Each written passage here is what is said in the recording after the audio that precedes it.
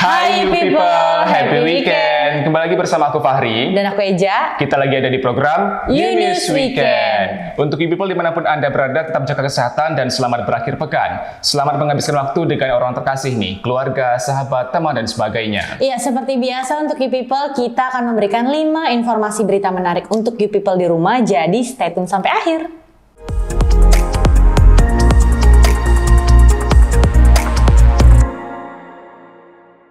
Oke Fahri, rekomendasi apa lagi sih weekend ini? Aku pengen ngajak you people di rumah untuk ke Lampung nih, Ja. Ada apa sih di Lampung? Jika Anda berkunjung ke Lampung, maka tak lengkap jika tidak berkunjung ke Pantai Mutun yang berjarak 1 jam perjalanan dari kota Bandar Lampung, Ja. Iya, jadi Pantai Mutun ini menawarkan panorama dan pesisir yang memukau, hamparan pantai pasir yang putih, serta berbagai permainan air yang dapat dinikmati bersama keluarga dan orang terdekat. Seru banget ya, Ja? Seru banget, jadi kayak kita main di pantai gitu kan. Bener ya. Jadi banget. seperti apa sih keindahan Pantai Mutun? Berikut liputannya.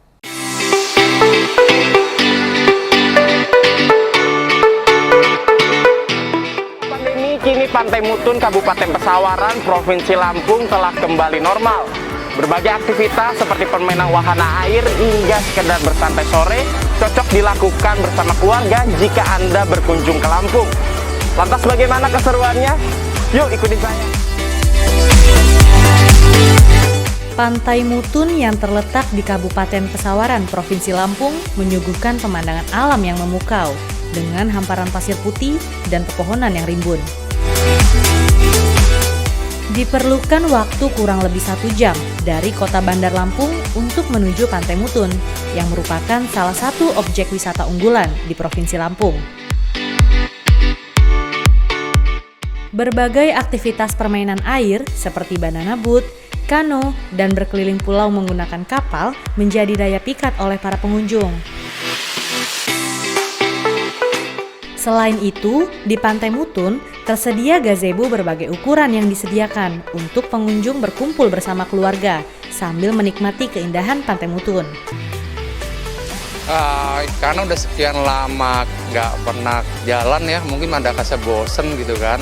Berhubung ini kayaknya PPKM juga udah dilonggarin, terus untuk COVID peningkatannya udah berkurang, makanya udah mulai berani jalan-jalan lagi sih. Karena dilihat dari posisi sekarang kayaknya udah mulai normal ya, jadi kayak yang namanya corona atau virus-virus kayak gitu kayaknya udah reda, jadi kita memutuskan untuk sedikit wisata lah, karena dilihat dari beberapa tahun yang lalu kan kayaknya semenjak corona jarang tuh namanya wisata, liburan, bahkan ditutup kan, jadi mungkin kita butuh refreshing atau waktu buat liburan kayak gitu. Oh iya, jelas, soalnya kalau outdoor kan dia lebih sirkulasi udaranya lebih oke gitu dibandingin kalau di ruangan tertutup. Oh iya, masih lumayan dihindarin, makanya duduknya cari yang masih ada space juga di antara orang yang lain gitu, orang lain.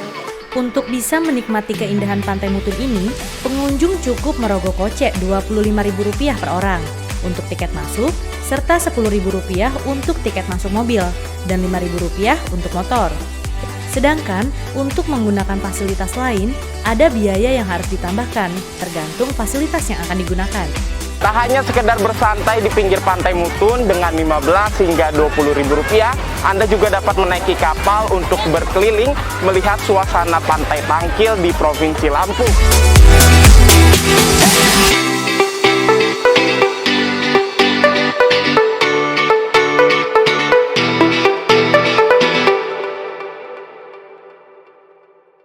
Berita selanjutnya, you people, masih di Lampung nih. Apa tuh, Ri? Ya, kali ini budidaya madu hutan asli Lampung dengan nama peternakan lebah madu Suhita ini membudidayakan berbagai jenis lebah yang mampu menghasilkan 100 hingga 200 kg madu tiap 40 hari. Ya, dan budidaya madu ini bahkan mampu meraup omset Rp70 juta per bulan. Waduh, jualan madu dapat uang 70 juta. Wow, Iya. jadi seperti apa sih informasi melihat budidaya madu hutan asli Lampung? Berikut liputannya.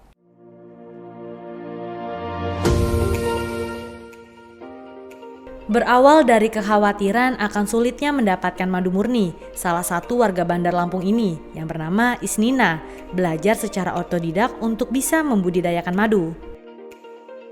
Ia juga belajar dengan beberapa orang yang ahli dalam budidaya lebah, Sehingga pada tahun 2019 lalu, dengan memanfaatkan lahan seluas 1 hektar, ia mulai membuka usaha perkebunan ternak lebah yang diberi nama Peternakan Lebah Madu Suhita. Beberapa jenis lebah yang dibudidayakan di tempat ini antara lain lebah Apis mellifera, Apis dorsata, maupun jenis Trigona itama yang dapat menghasilkan 100 hingga 200 kg tiap 40 hari. Lebah tersebut ditempatkan di beberapa kotak dan disebar di beberapa titik sekaligus diberi papan nama sesuai dengan jenisnya. Agar lebih terus aktif berproduksi, ia menanam berbagai macam pohon dan tumbuhan atau vegetasi yang cocok sebagai tempat hidup lebah. Salah satunya adalah pohon aksia. Agar lebah terus aktif berproduksi, ia menanam berbagai macam pohon dan tumbuhan atau vegetasi yang cocok sebagai tempat hidup lebah. Salah satunya adalah pohon akasia. Isnina mengaku, kini omset yang didapat dari usahanya tersebut bisa mencapai 70 juta rupiah per bulannya. Kalau Suhita sudah melakukan mitra dengan petani-petani. Jadi kami sebelum membangun brand ini, sebelum keluar nama Suhita memang sudah begitu tahu cara budidaya madu yang benar seperti ini, kami melakukan mendatangi daerah-daerah yang potensi menghasilkan madu. Kami datang ke sana, kami ajari cara budidayanya, kami kasih tahu lebahnya seperti apa, dan kami arahkan mereka untuk membuat kelompok tani hutan. Setelah madu berhasil dipanen, kemudian madu dibawa ke rumah kemasan untuk ditimbang dan dicicipi, yang kemudian dilakukan pengujian organoleptik untuk menguji rasa, aroma, kekentalan, kadar air, dan warna dari madu tersebut. Setelah itu, madu akan disaring dan dilanjutkan dengan membawa ke ruang dehumidifier yang berfungsi untuk menurunkan kadar air madu tanpa menggunakan suhu panas ataupun dimasak. Proses ini akan memakan waktu selama seminggu. Proses berikutnya adalah pengukuran kadar air pada madu sesuai standar nasional Indonesia dengan menggunakan refraktometer. Setelah diukur kadar airnya, cairan madu pun dituang ke dalam botol. Biasanya, madu ini dapat diproduksi hingga 3.000 botol dalam 1 bulan. Madu ini juga telah mendapatkan sertifikasi halal dari MUI dan sertifikasi dari BPOM. Dari Bandar Lampung, Kantor Berita Antara, UTV, mengabarkan. Oke, berita selanjutnya nih aku ada rekomendasi skateboard. Kamu suka nggak dengan skateboard? Kalau aku lumayan suka sih, Ca. Lumayan suka. Nah, jadi olahraga skateboard juga salah satu olahraga terpopuler di Indonesia. Popularitas olahraga ini meningkat secara signifikan dari tahun ke tahun. Walaupun dikategorikan sebagai olahraga ekstrim, ternyata skateboard banyak digemari dari kalangan anak-anak. Wah, seru banget ya, Ca ya. Tapi di Jakarta ada sekolah khusus yang melatih anak-anak untuk menjadi skateboarder profesional dengan nama Elbrix Skate School. Seperti apa sih sekolah skateboard untuk anak-anak ini? Berikut liputannya. Sekolah skateboard ini bernama Elbrix Skate School yang berlokasi di Cibinong, Jakarta Timur. Sekolah skateboard yang dikhususkan untuk anak-anak ini berdiri pada tahun 2020 lalu. Sekolah ini digagas oleh seorang skateboarder profesional untuk meningkatkan kualitas olahraga skateboard di tanah air. Menurut salah satu instruktur Elbrix Skate School, Reza mengatakan, saat ini pihaknya melatih 30 anak dengan instruktur sebanyak 5 orang. Masing-masing anak memiliki kelas tersendiri yang dimulai dari basic 1 hingga 3 dan intermediate 1 hingga 3. Belajar how to fall, cara jatuh. Habis itu kita belajar tic-tac untuk belajar muter gitu. Selanjutnya kita belajar tail drop, terus fakie, rock to fakie itu ada di basic 2 tuh. Dan selanjutnya jadi totalnya itu, jadi trik skateboard itu nggak bisa dihitung berapa banyak gitu ya, karena skateboard itu bervariasi triknya. Biaya untuk berlatih di Elbrix Skate School ini sebesar Rp750.000 untuk grup yang berisikan 2-4 orang anak. Sedangkan untuk private dikenakan biaya sebesar Rp1.250.000 dengan biaya formulir Rp252.000 dengan intensitas pertemuan sebanyak 4 kali dalam sebulan. Dari Jakarta, Kantor Berita Antara, UTV, mengabarkan. Informasi selanjutnya, You People, salah seorang ustadz berinisial BR di Tanjung Pinang diduga meninju salah seorang santriwatinya berinisial IR berusia 14 tahun hingga mengalami lebam di sekitar mata. Ya, BR mengaku hal itu adalah refleks atas perilaku IR karena pergi keluar hingga dini hari. Seperti apa oknum ustadz diduga tinju santriwati hingga lebam? Berikut informasinya. Masyarakat Kota Tanjung Pinang kembali dikejutkan dengan kabar salah seorang oknum ustadz berinisial BR melakukan tindak kekerasan terhadap santriwatinya. BR yang merupakan ustadz di salah satu pondok pesantren di Pulau Bintan diduga telah meninju santriwatinya berinisial IR hingga mengalami luka lebam di sekitar mata. Kejadian itu terungkap setelah IR mengadu kepada warga dan meminta pertolongan. Setelah mengetahui informasi tersebut, warga bersepakat mengadukan kejadian itu ke pihak kepolisian. Awalnya anak ini ngadu sama Mak Nur yang buat laporan itu. Habis itu anak ini ngadu lagi ke rumah si Peri, Pak Makwo. Ngadulah ke tetangga-tetangga sana, cerita bahwasanya dia dipukul sama Pak Ustadz. Setelah itu saya ditelepon, bukan saya ditelepon, Pak Anto ditelepon, kasih tahu sama saya anak pondok itu ada yang dipukul Pak Ustadznya, ngadu ke rumah Peri. Ya udahlah, tunggulah dulu, saya bilang, kita sholat Isya. Setelah kami sholat Isya, kami datang, betul. Dan itu saya tanya sama anak ini, gimana, kan situ ada si Denny polisi. Udah bang, kita bawa aja Pak ke kantor polisi, katanya.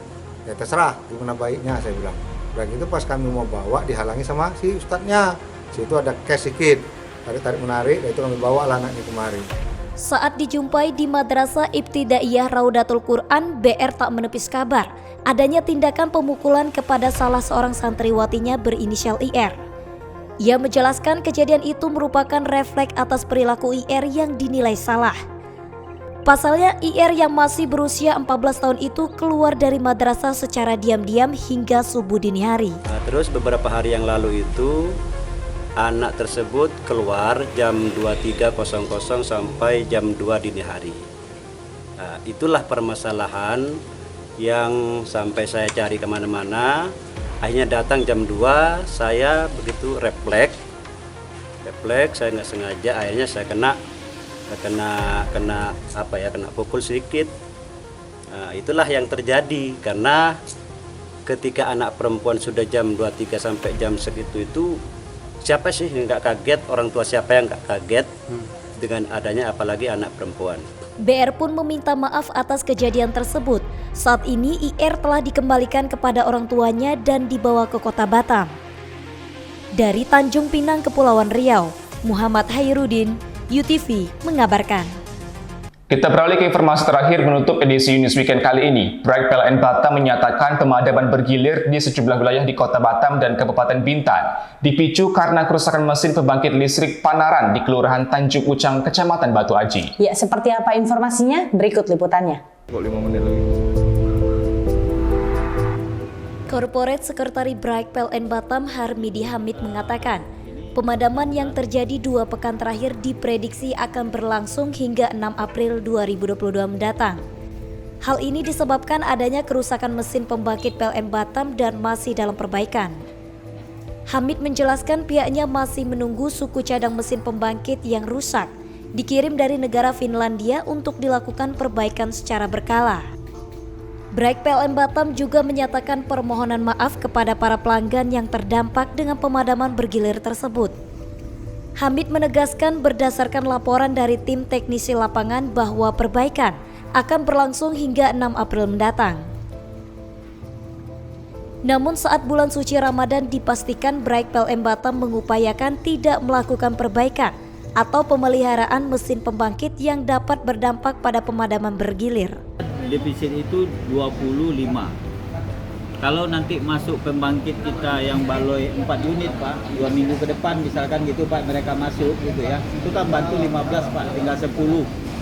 Nah itu kan setelah itu ada juga kita mau bekerja samakan dengan antara IJU-PTL nanti beberapa ini yang sudah kita kerjasamakan, mudah-mudahan mereka juga bisa bantu. Nah bisa kita maksimalkan Pak terkait dengan itu. Braik PLN Batam juga menyebut selama pemadaman listrik berlangsung, para pelanggan akan mendapatkan kompensasi dari PLN Batam apabila pemadaman berlangsung dengan durasi lebih dari 2 jam. Dari Batam, Kepulauan Riau, Panca Nugraha, UTV mengabarkan. Informasi tadi sekaligus mengakhiri Yunus Weekend edisi kali ini. Tetap saksikan Yunus Weekend edisi selanjutnya setiap hari Sabtu pukul 11 waktu Indonesia Barat di YouTube Official UTV. Ya, tetap jaga kesehatan dimanapun you people berada. Selamat berakhir pekan. Salam sehat, sampai jumpa. Bye.